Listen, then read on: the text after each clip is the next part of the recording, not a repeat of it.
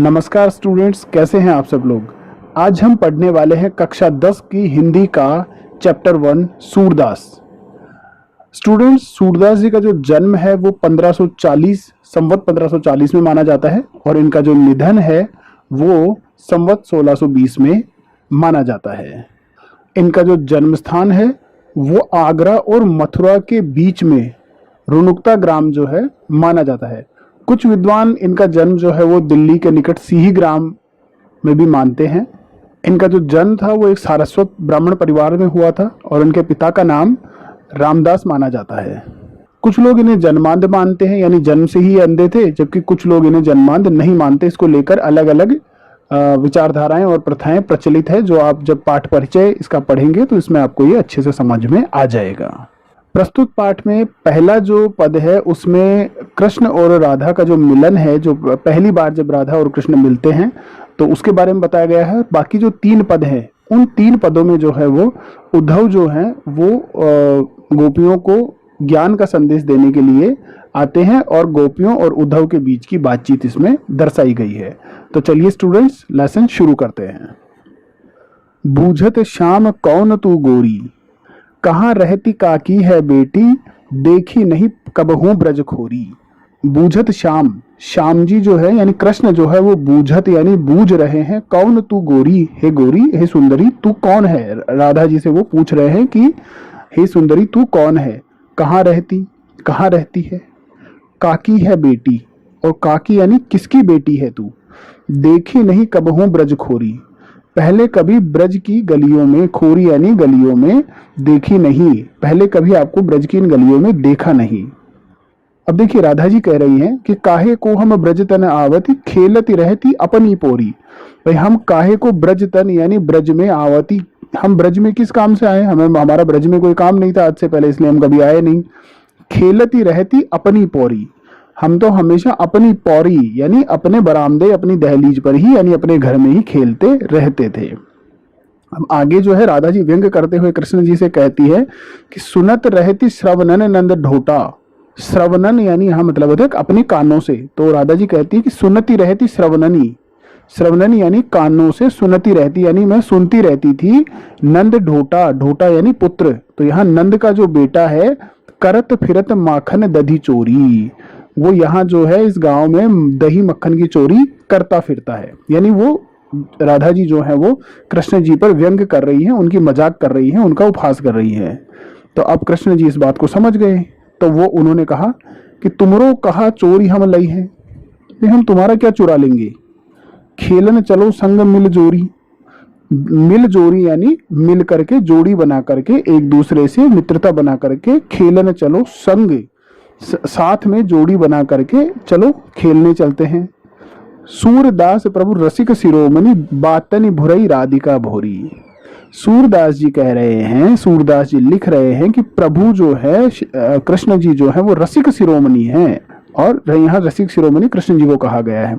बातन भुरई, बातनी यानी बातों में, भुरई यानी बहला दिया, राधिका भोरी, जो भोली भाली राधिका थी उसको उन्होंने बातों में बहला दिया और अपने साथ खेलने के लिए लेकर के और चल दिए।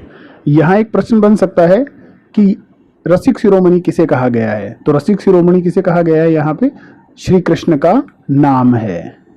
अगला पद जो है वो सूरसागर से ही लिया गया है, जिसे भ्रमर गीत के नाम से काफी प्रसिद्धि मिली है। जब उद्धव जो है वो श्री कृष्ण के कहने पर गोपियों को ज्ञान का संदेश देने के लिए वहां पे आते हैं, गोपियों के पास आते हैं और उन्हें बताते हैं कि इन सब चीजों में कुछ नहीं धरा है, प्रेम वगैरह में तुम्हें ज्ञान की प्राप्ति करनी चाहिए, वो सब ये सब बता रहे होते हैं। उसी समय एक भंवरा जो है वहां से उड़ता हुआ आता है। गोपियां जो है उस भंवरे को एग्जाम्पल बना करके या उसको उदाहरण बना करके और कहती हैं कि मधुकर श्याम हमारे चोर, हे मधुकर। यह मधुकर जो है उस भंवरे से उन्होंने उस भंवरे को कहे, वो भंवरे को रही है लेकिन कहना वो दरअसल उद्धव को चाह रही है ना, वो एक उस पर ढाल करके कह रही है कि हे मधुकर, हे भंवरे, श्याम जो है कृष्ण जो है वो हमारे चोर हैं और उन्होंने हमारा क्या चुराया है। अब सुनिए, मन हरि लियो, उन्होंने हमारा मन जो है उसको हरि लियो यानी उसका हरण कर लिया, उसको चुरा लिया है। कैसे चुरा लिया है, मन हरि लियो तनक चितवन में, तनक यानी थोड़ी सी, चितवन यानी दृष्टि से, यानी थोड़ी सी दृष्टि से, चपल नयन की कोर यानी चंचल नयनों के एक कोने से उन्होंने हमें देखा और बस इतने में ही उन्होंने हमारा मन जो है उसको हर लिया, हमारे मन को उन्होंने चुरा लिया और अपने साथ जो है वो मथुरा ले गए हैं। पकड़े होते हृदय उर अंतर, प्रेम प्रीति के जोर। पकड़े होते यानी पकड़े हुए थे, पकड़े हुए थे, हृदय उर अंतर, हमारे हृदय के अंदर हमने उनको पकड़ रखा था, प्रेम प्रीति के जोर, प्रेम और प्रीति के जोर पर हमने उनको एक तरीके से पकड़ रखा था, बंदी बना रखा था हमारे हृदय यानी हमारे दिलों में। और अब उन्होंने क्या किया है, गए छुड़ाए तोरी सब बंधन, दे गए हंसनी अकोर। और अब उन्होंने क्या किया है कि वो सारे बंधन तोड़ करके छुड़ाए गए, यानी यहाँ से छुड़ा करके चले गए हैं, दे गए। और हमें क्या दे गए, हंसनी अकोर यानी एक मधुर मुस्कुराहट की, हंसनी यानी हंसी की, मुस्कुराहट की, अंकोर यानी रिश्वत, यानी एक मधुर मुस्कुराहट रूपी रिश्वत के दम पर वो हमसे यहाँ से छुड़ा करके चले गए हैं। चौकी परी जागत निसी बीती। और जब हमको ये सूचना मिली कि इस तरीके से जो है वो कृष्ण जो है वो हमारे दिलों में से, हमारे हृदय में से चले गए हैं, तो हम सारी की सारी गोपियां चौंक पड़ी और हमारी पूरी रात जो है वो जागते हुए बीती। जागत निसी यानी रात, जागत निसी बीती, दूत मिलो एक भोर। और सुबह जो है वो एक भौर यानी एक भंवरे रूपी दूत हमको मिला। तो ये यहाँ पर उद्धव पर कटाक्ष कर रही है कि एक भंवरे रूपी दूत हमको मिला। सूरदास जी लिखते हैं आगे कि सूरदास प्रभु सर्वस लूटो, नागर नंद किशोर, नागर नवल किशोर। कि यहाँ नागर नवल किशोर जो है वो श्री कृष्ण को कहा गया है। ये भी प्रश्न बन सकता है कि नागर नवल किशोर तो ये कृष्ण जी का नाम है। तो सूरदास जी लिखते हैं कि भगवान श्री कृष्ण ने हमारा सब कुछ लूट लिया है। आगे जो है वो गोपियां उद्धव से कह रही हैं, यानी हमने इतने संदेश लिखे हैं भगवान श्री कृष्ण को, और उनका क्या हुआ है वो आप सुनिए उद्धव, कि संदेशने मधुबन कूप भरे। हमने इतने संदेश लिखे हैं, मधुबन यानी मथुरा को, मथुरा में उनको इतने संदेश लिखे हैं कि कूप भरे, कि मथुरा के कुएं जो है वो भर गए होंगे उन संदेशों से। इतने हमने ढेर संदेश यहाँ से उनको भेजे हैं। अपने तो पठवत नहीं मोहन, हमरे फिरे न फिरे। गोपियां कह रही हैं कि अपने तो संदेश वो हमको पठवत नहीं, भेजते नहीं है, यानी उनके संदेश तो आते नहीं है, हमरे फिरी न फिरे। और हमारे संदेश जो जाते हैं उनका भी कोई जवाब, फिरी न फिरे, कोई जवाब, कोई उनकी खोज यानी फिरी यानी शोध, कोई उनकी सुधि जो है वो हमको नहीं मिलती, उनकी कोई खोज खबर हमको नहीं मिलती है। जिते पथिक पठये मधुबन को, बहुरी न शोध करे।